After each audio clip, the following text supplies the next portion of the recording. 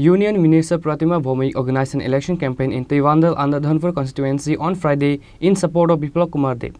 West Rifa Lok Sabha candidate Biplab Kumar Deb, MLA Vindu Devnath, MDC Padmalochan Tripura and other members of BJP were present. As the Lok Sabha election date is almost approaching, the party workers of different political parties are doing election campaign with full energy across the state. Election rally and meetings were held regularly in support of East and West Rifa Lok Sabha seat candidate.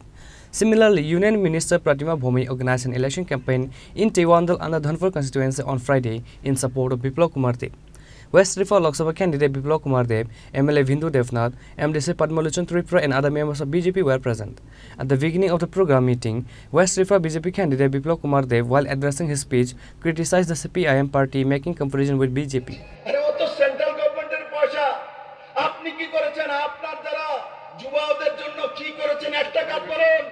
একটা কাজের জন্য আপনাকে মনে রাখবে, একটা কাজ বলুন মানিক বাবু, জিতেন বাবু, 35 বছর সরকার ছিল, কোনো কাজ বলতে পারেন না। আমরা 6 বছরের সরকার হয়েছে, যদি বিপ্লব দেবকে জিজ্ঞাসা করে যে মহিলাদের জন্য বিপ্লব দেব তুমি কি করেছো, আমি বলতে পারবো মাননীয় প্রধানমন্ত্রী নরেন্দ্র ভাইয়ের আশীর্বাদে 33% সরকারি চাকরির মধ্যে রিজার্ভেশনের ব্যবস্থা ভারতীয় জনতা পার্টির সরকার করেছে, যেটা ইতিহাস হয়ে গেছে মেরে মিত্র।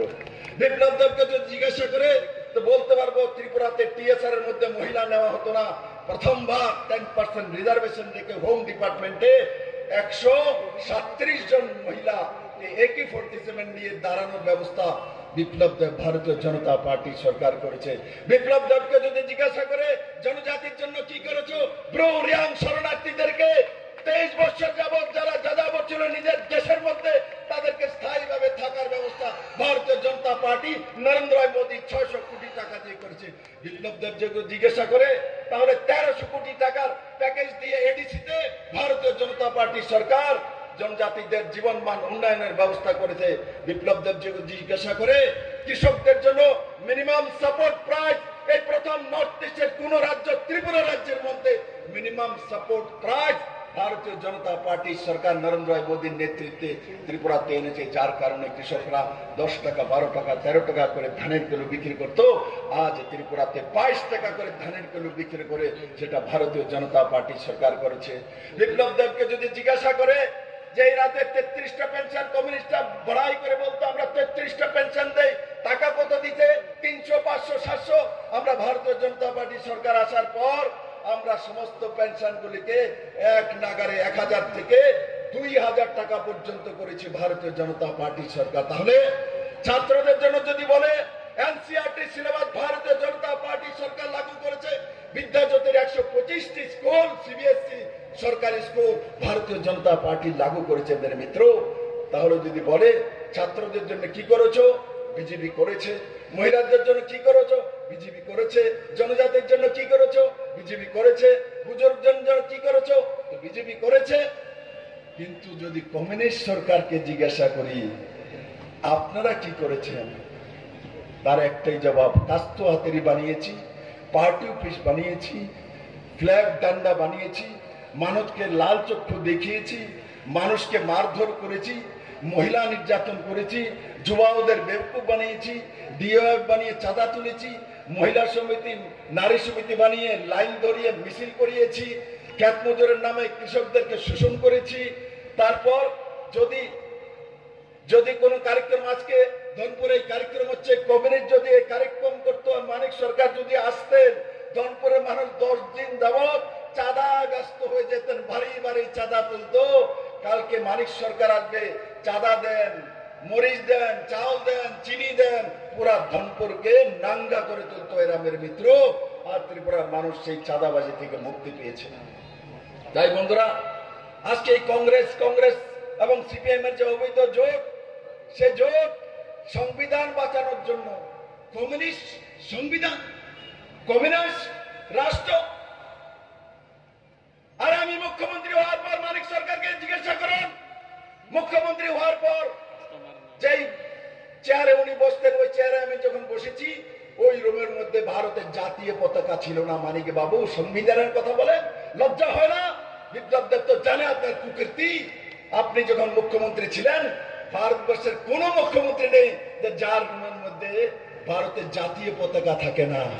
এমন কোন ডিএম নেই, এমন কোন মন্ত্রী নেই যার রুমের মধ্যে জাতীয় পতাকা ন্যাশনাল ফ্ল্যাগ থাকে না।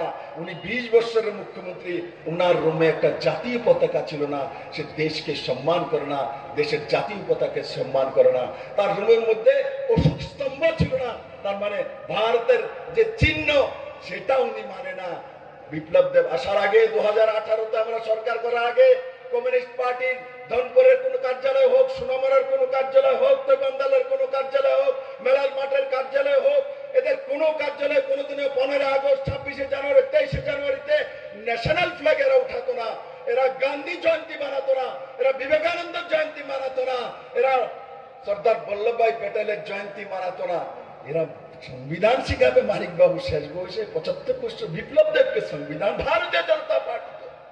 লজ্জা হয় না মানিক বাবু এই কথাগুলো বলেন? বলুন ত্রিপুরার মানুষকে কেন জাতীয় পতাকা আপনি রুমের মধ্যে রাখেননি? বলুন ত্রিপুরাবাসীকে কেন অশোক স্তম্ভ রাখেননি? কেন আপনারা সংবিধান মানেন না? বি আর আম্বেদকরকে আপনারা অপমান করতেন, আপনারা ভারতের সংবিধানের বিরোধ করতেন। এখন বলছেন সংবিধান বাঁচানোর জন্য উনি কংগ্রেসের সঙ্গে গিয়েছেন। আচ্ছা বুঝলাম, আপনি সংবিধান বাঁচানোর জন্য কংগ্রেসের সঙ্গে গিয়েছেন, হাত চিহ্নে ভোট দেবেন। সংবিধান কি বলে? কেরালাতে এক সংবিধান, ত্রিপুরাতে আরেক সংবিধান। কেরালা ভারতবর্ষের মধ্যে নয়, ত্রিপুরা ভারতবর্ষের বাইরে। কেরালার মধ্যে রাহুল গান্ধীর বিরুদ্ধে কমিউনিস্টের প্রার্থী, ওখানে কোন সংবিধান লাগু করেছেন? প্রকাশ করেছেন সংবিধান, সীতারাম ইয়াচুরির সংবিধান, আর এখানে জিতেন চৌধুরীর সংবিধান। আরে সংবিধানের জানেন কে মানিক বাবু? ভারতবাসী। আপনার সারা ত্রিপুরা রাজ্যে আপনি 25 বছর রাজত্ব করেছেন, আপনারা 35 বছর মানুষকে কি দিয়েছেন?